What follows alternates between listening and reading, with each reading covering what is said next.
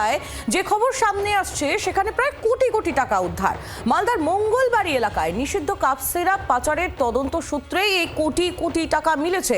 গতকাল একেবারে ভোর রাত পর্যন্ত টাকা গোনার কাজ চলেছে। গত 5ই জুলাই দক্ষিণ দিনাজপুরের মেহেন্দ্রিপাড়ায় 1500টির বেশি নিষিদ্ধ কাপ সিরাপ বাজেয়াপ্ত হয়। গ্রেফতার হয় 4 জন মাদক কারবারিয়া। তাদেরকে জেরা করে এই মালদায় এই কারবারের হদিশ পেয়েছে পুলিশ, এমনটাই পুলিশ সূত্র মারফত খবর। যেখানে এই কাজ চলছিল সেই বিল্ডিং এর মালিক দিলীপ সাহা বহুতলের 3য় তলায় একটি ফ্ল্যাট ভাড়া নিয়েছিলেন ওষুধ ব্যবসায়ী পিন্টু সরকার। সেই ফ্ল্যাট থেকেই বিপুল নগদ উদ্ধার হয়েছে। পিন্টু সরকার সহ 3 জনকে ইতিমধ্যেই গ্রেফতার। মোট উদ্ধার হওয়া টাকার পরিমাণ এখনো পর্যন্ত যা জানতে পাচ্ছি আমরা 2,40,97,380, প্রায় 20 গ্রাম সোনা এবং একটি ল্যাপটপও উদ্ধার হয়েছে।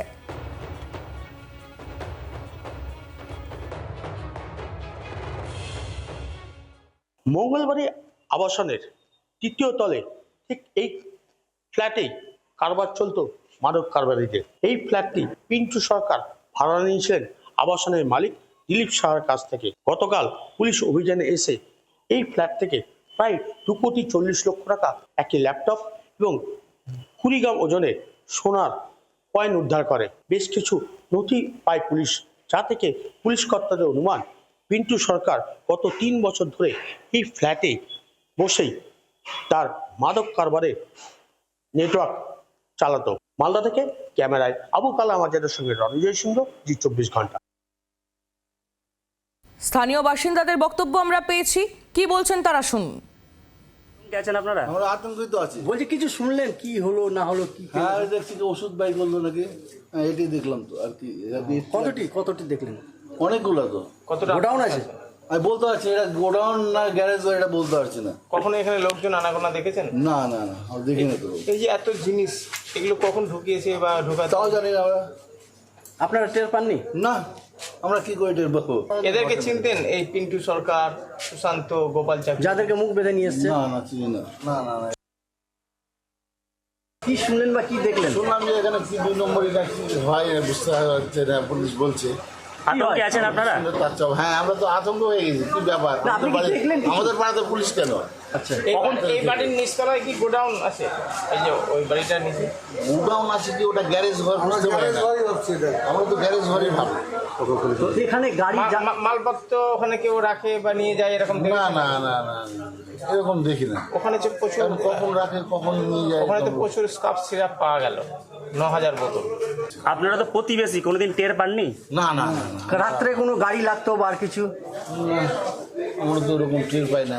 মানে এমন সময় হয়তো গাড়ি লাগতো, হয়তো আমরা জানি না। স্থানীয় বাসিন্দাদের বক্তব্য তুলে ধরছিলাম আপনাদের সামনে। তারা একেবারে কিছুই বুঝতে পারছেন না যে নাকের ডগায় এত বড় একটা চক্র চলছিল এবং এই চক্রের একেবারে গোড়ায় পৌঁছানোর চেষ্টা এই মুহূর্তে পুলিশ করছে। উদ্ধার হওয়া টাকা, সেই ছবি আপনারা দেখছেন। রণজয় সিংহ আমাদের প্রতিনিধি আমাদের সঙ্গে টেলিফোন লাইনে রয়েছেন। রণজয়, আপডেট। পুরো ঘটনাটিকে কিন্তু এখনো পর্যন্ত পুলিশ তদন্ত করছে এবং দ্রুততে পুলিশ নিজেদের হেফাজতে নেওয়ার জন্য আদালতের কাছে আবেদন করেছে। দক্ষিণ দিনাজপুর জেলার থানার পুলিশ এই বিষয়ে বালুঘাট থানাতে তারা অভিযুক্তদের তোলা হয়েছে। এখনো পর্যন্ত আমরা যে তথ্য পেয়েছি, পুলিশ যে তথ্য পেয়েছি, এই মাদক কারবারের যারা সিন্ডিকেট চলছেন, এই সিন্ডিকেটের মূল মাথা ছিলেন এই পিন্টু সরকার। দীর্ঘ 3 বছর ধরে তিনি কিন্তু এই মাদক কারবারের সঙ্গে যুক্ত। মূলত তিনি মেডিসিনের ব্যবসা করতেন।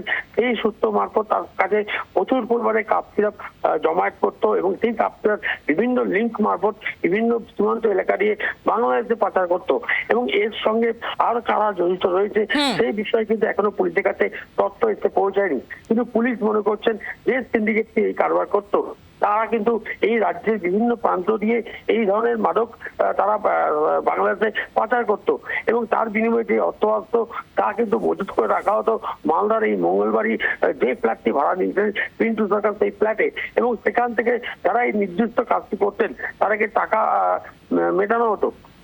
একেবারে রণজয়, একটা বড় চক্র এটি এবং একেবারে স্টেপ বাই স্টেপ এই কারবার চলতো, এমনটাই পুলিশ এখনো পর্যন্ত মনে করছে। তুমি নজর রাখো, আপনাদের শোনাবো পুলিশের তরফ থেকে কি বলা হচ্ছে এবং পাশাপাশি রাজ্যের মন্ত্রী দিলীপ ঘোষ তিনি বা কি বলছেন মালদার এই ঘটনায়, শুনুন।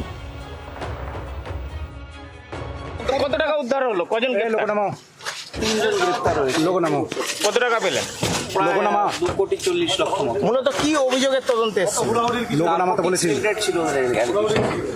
এখন পর্যন্ত সিজার কি আছে?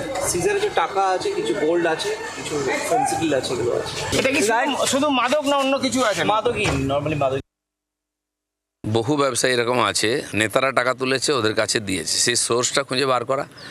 সাধারণ মানুষ অনেকে জানেন, পুলিশ তো জানেই, ধীরে ধীরে পৌঁছবে হাত আস্তে আস্তে। সারা পশ্চিমবঙ্গ জুড়ে এই যে সরকারি হাজার হাজার কোটি টাকা এসেছে কেন্দ্র থেকে, তার কোনো হিসাব নেই, তার কোনো খরচের কোথায় খরচা হলো কেউ জানে না। সমস্ত ডিপার্টমেন্টে সেই মানে ফান্ডই নেওয়া হতো যেটা লুট করা যাবে। নাহলে আমাদের পঞ্চায়েত বিভাগেও বহু ফান্ড আছে, তার কাজ করে হিসাব দিতে হবে বলে সেই ফান্ডই নেওয়া হতো না, হাজার হাজার কোটি টাকা নিত না। কারণ কি, তা লুটতে পারবে না। তো সে যেন শুরু হয়েছে, দেখুন অনেক দূর এগোবে ব্যাপার।